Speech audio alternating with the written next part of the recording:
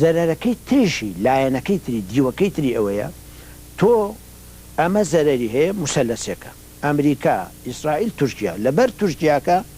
ئەو دووەشکە لەگەڵین زەرەی زۆر بۆ ئێمە هەیە بەڵام بەرامبەرەکەیش چێ سووریە ئێرانە عێراقە جەبهەکەی تر ئەویشێکی بۆ ئێمە نەکردو هیچ وەختێ سوودیشیان نەبوو بۆ ئێمە ئەوانی زەری کوردیان هەیە ئەترا بە وجودی ناکەن حقوقی نادەنێ ئەی کوژن لەبەرەوە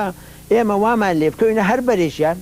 شتێکی خراپەوە ئەو دوو بەرەوەکو دەستار ئەمان هەڕن لەبەرەوە لە هەموو لایەکەوەینە عیلاجی تەنها ئەوەی ئەوی ژێنەوە سەری کە کوردەکە بینی خۆی یەک بێ بۆی نەکەوێتە دوو بەرەوە من لەم بەربم تۆ لەو بەربی لە پاشە ئەو دوو بەرەش هیچیان دۆستی کورد نەبن ئەتهارن لە بینی خۆیان معلوم ئەتهارن و زۆر خەتەرەوە من چەندین مانگە هەمیشە باسی ئەوم کردووە لەوەتێ ئەم علاقاتە بەیەوە باوەی هەژمانی ڕابردووە. بەڵێ دکتۆر تۆزێک بگەڕێنەوە بۆ مێژوو بۆ ساڵانی پێشوو سەبارەت بە ئیسرائیل و پەیوەندی بە کوردەوە لێر و لەوێ ئەوترێ ئێوەش لە چەند جێگایەک باستان کردووە لە کتێبەکەی جۆناسان ڕاندڵی شەهر هاتووە کە ئیسرائیل پەیوەندی بە شۆڕشی کوردەوە هەبووە تەنانەت ئەوترێ لە ناوەڕاستی شەستەکانە شۆڕشی کورد بەهۆی هاوکاری ئیسرائیلەوە توانیوێتی خۆی لەسەر پێ بگرێ ئیسرائیل جەرب بەر لەوەی ئەو پرسیارە بکەم ئایا تا چ ڕادەیەک ئەو شتانە ڕاستن و بتوانن تش بخەنە سەری بۆ بینەران چونکە جێگای پرسیارە لای هەموو کەسێک و نیشانەی پرسیاری دروست کردووە لە زۆر شوێنە کە ئێساکە کاتی ئەوە هاتووە باسی بکرێت و پرسیارێکی تر ئەوەیە بۆ ئیسرائیل ئەو کاتە بە تەنگ کێشەی کوردەوە بۆ یاخۆت هاوکاری بە کێشەی کورد کردووە کەچی ئێساکە لەگەڵ تورکیا دژ بە کورد یەکەگرێ و ئەوێ بزوتنەوەی کوردایەتی لە ناوبەرێ. ئیسرائیل لە هەشتەکانەوە لە 63 بەولاوە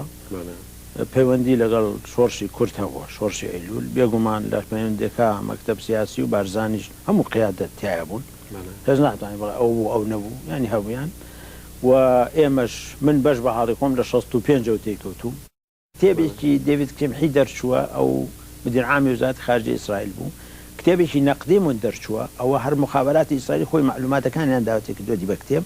ئەمەش کتێبێکی سیاهەمە کە باسیەکای جۆنەتان ڕاندەڵوەکەەوە ئەم لەو ئەم دۆستانە دۆستە ینی پیاوێکی باشە و لەگەڵ ئێمە علاقەی زۆر بووە میشە بەڵام هەرسێکی بێژی بە تەوزیح بوو تەوزیحەکە کەوتە سەر من چونکە من کە سوالیان لێکردم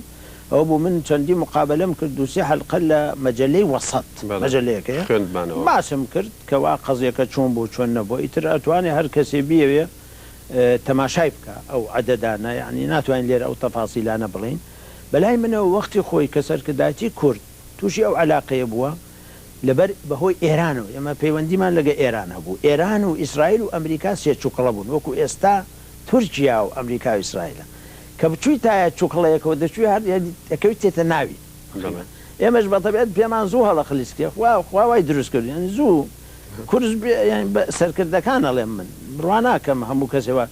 زوو پێڵمان هەڵە لە پڕ هەڵە خلیسکەوە ڕۆینی تر تۆزە هینین ئەو ڕیژ ناینەوە بزانین چۆن بۆ چۆن نەبووە پێمان هەڵخلیسکات چوینە ناوی و قەناعەتێکی وا لای سەرکردایەتی کورتە بوو بە تایبەتی لای بارزانی بە ڕەحمەت بێ ڕێی قەناعەتێکی وا هەبوو کە ممکنە ئیسرائیل کورتترین ڕێگا بێ بمانگەێنێ بە ئەمریکا چونکە بارزانی ئەیوب من لە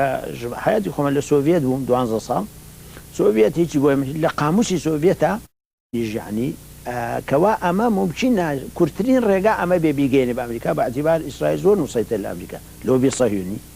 قوتن لۆبی ئیسرائیل قوتە لە ئەمریکا بەڵام دەرکەو ئێمە نەکردنەی گەیانین سوودیشی نەبوو نەتیجەشی نەبوو و ئێمە کە ئێران وتی بوەستن هەمویان وەستان معنای هەمووی بۆ ئێران هاتون بەهۆی ئێرانەوە شاوتوەتی وەرە تۆ پەیوەندی لەگەڵ بکە و لەگەڵ بکە نەتیجەی نەبوو بۆ ئێمە چونکە ڕاستە ئیسرائیل لە ئەمریکا سەیتەرەی زۆرە بەڵام بۆ خۆی سەیتەرەیە بۆ من و تۆ نیە ئیسرائیل لە قەزەیەکی وەکو ئێمە لە قەزەیەکی تر لەگەڵ استراتیژی ئەمریکایە استراتیژی ئەمریکا پێ بڵێ بڕۆتە دەخۆل بکە یا ئەیکا بڵێ مەیکە نایکە ئەمە لەلایەکی ترەوە ئێتیبابەی کە لە ساڵەکان هەر حرەکەیە لە ناوچەی عەرەبی بووایە و دژی عەرەب وایە کە دوژمنی خۆیان حسابیەکەن پەیوەندیان پێوە کرد چ جنوبی سوودان بێت چ کوردستان بێت چ لوبنان بێ کردویانە لەگەڵ هەمولایە سوودیان لێوەرەگرت بۆ خۆیان بەڵام بێگومان ئێستا ئەوە نەماوە چونکە ئێستا لەوە لەگە عەرەب بەرەو ڕێکەوتن نەڕۆن لەگەڵ مصر ڕێکەوتون لەگە ئوردون ڕێکەوتون لەگە فەڵەستین خەریکن ئەو دوژمنایەتیە نەماوە وەکو پێن ئەمە یەک دووەمین ئێستا ئەمریکاییکەن کوردی تورکیا جیاوازە کوردی تورکیا دژی تورکیا دۆستیانە شتەکەم عادلەکە وەکو یەک نییە ئێمەش ئەگرێتەوە چونکەەوە تورکیا لە کوردستان عێراق شەڕەکە یاکە ئەو هاوکاری بکە ئێمەشی بەرەکەوێ لەبەرەوە بە پێچەوانە بۆتەوە گۆڕاوە کورد ئەبێت دەرز لەو شتە کۆلانە وەرگێت بەلای منەوە علااقاتی پەیوەندی کە ئیسرائیل کۆمێمش فایدەمان لێ نەکردووە بەعکسەوە بازێ زەرێشمان ڕەنگە لێ کردوێ وەختی خۆی و من هەمیشە وتومە ئێستاژێڵێمەوە و لە وەسەتیشان نووسی بووم ئەڵێم کەوتینە موسەلەسێکەوە زۆر بەرزەرەرەوە لێ هاتیینە دەرێ پیاوی چاک بن کورد نەچنە موسەلەسەکەی تر بە ئاسانی مە بەسم خوالی خۆشببوو بارزانانی لە وەسەتان نووسی بوومان ئەو تەفسیلات هەڵبەتە وەسەت هەموو بینەرانی ساڵی 1960 چوین جارێ جاری چیان ساڵی 1970 پێش شەڕی عەرەب و ئیسرائیل بە نهێنی ئەڕۆشتن یاخود فترەیە کە لەگەڵ لایەنە عەرەبیەکانەدا ئەنیشتن ئەوانی دەرەوەی عێراق وەکو فەڵەستینەکان وەکو چێ ئەوە نەئەدرایەوە بە چاوی شۆڕشی کووردا کە بڵێن ئێوە پەیوەندیتانەیە لەگەڵ ئیسرائیلە یاخود بۆتان دەرکەوت کە قەواری ئەو پەیوەندیە چەندە زەرری بە کێشەی کوردگەیانوە لە لای عەرەبەکان ئێمە بەڕاستی ئەو پەیوەندیەمان بەکار نەهێناوە زەدی عەرەب هیچ وەختێ بە دەلیلی ئەوەی لە وەسەتیشا بە درێژی نووسی بووم ساڵی 1960 کە شەڕ بوو لە بینی عەرەب و ئیسرائیل ئێمە لەگە ئیسرائیل عەلاقەمانە بوو چەند هەوڵەیاندا کە ئێمە شەڕ بکەین لەگەڵ جێشی عێراقی لە پشت ئێمە بەعکسەوە شەڕمان وەستان ئێ بەکارمان نێناوە زەدی عەرەب و لە عینی وەقا لە 1970 کە شەڕ بوو دیسان عەلاقەمان بەقووەت بوو لەگەڵیان دیسان ئێمە شەڕمان لە ملاوەستان یعنی و دژی فەڵەستینی یا عەرب هیچ شتێ بەکارمان نێناوە تەنها ئەوە بووە کە ئێمە وەکو کۆمەچێ بۆ بە ئێمە تایبەتی کۆمەکی سەربازی ئەن چەک و مەکوشتیوە بەهۆی ئێرانەوە هات و لە هەمان بێ بتگەێنێ بە ئەمریکا بۆ قەزەی خۆمان لە نتاقی خۆمان و نتاقی جێشی عێراقی کە شەڕی لەگەڵ ئێمە کردووە دەرنەچووە و ئەومان بۆ عەرەبەکان ڕوون کردوێتەوە من خۆم یەکێم لەوانەی لە پاش 1970 کە ئەم مۆزوع هاتە پێش بە درێژی بۆ فەڵەستینیەکان ئەوانم باس کردووان ئێمە ئەم شتانمان هەبووەوە زۆر خەڵقی منصف لە عەرەب و لە فەڵەستین هەبوو تویانە وەڵای نەحەقتان نەبووە چونکە هەموو دەوڵەت عێراق بە هەموو لێی داون دەوڵەتی بەغا و عەرەبەکانیش دەوڵەتانی عەربیش تەئیدیان کردەوە کەوتونەتە زاویەکەوەی پیا کەوتە زاویەکەوەی تر دەست بە هەموو شتێکەوە گرێ جا بەعجا غەڵەت دەکا بەعجا ڕاز دەکا لەبەر ئێمە ئەو شتانەمان شەرح کردەوە من مقابلانی کە لە وەسەتی شاوتومە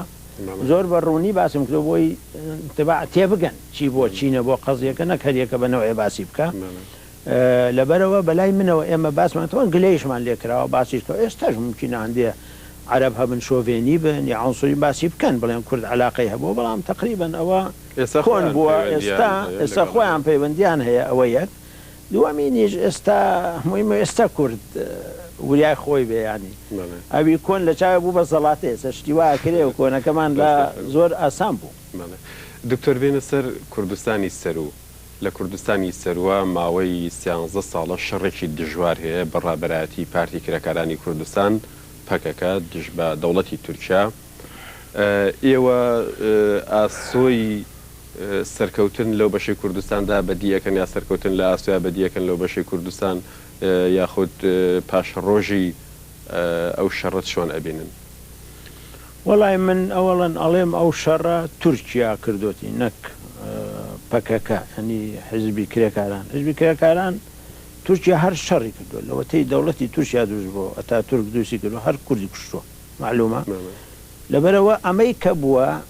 وەکو بەرەنگاری ئەوەیە ینی ڕەتفعلە بۆ ئەوە